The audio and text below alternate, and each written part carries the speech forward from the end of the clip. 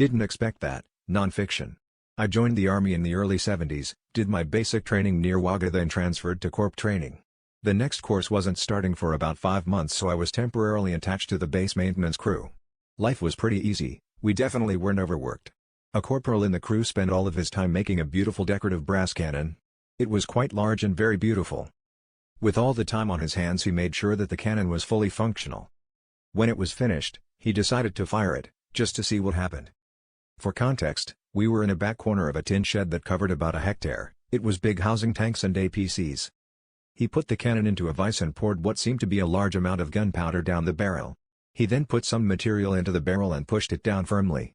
He put some powder into the touch hole and fashioned a long piece of wood with some petrol-soaked material on the end. He lit the material, we all retreated into the safety of a storage cage, and he touched the flame to the touch hole.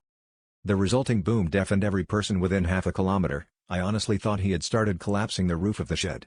We had many tanks, artillery pieces and recoilless rifles firing on a daily basis, but this was several magnitudes louder than anything else we had ever heard there.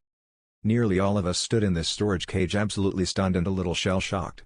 The corporal rushed over, removed the cannon from the vise, raced across to the other side of the shed and put the cannon into a rubbish bin, raced back to our area and quickly started working on something that had been sitting in our area for the last 3 months.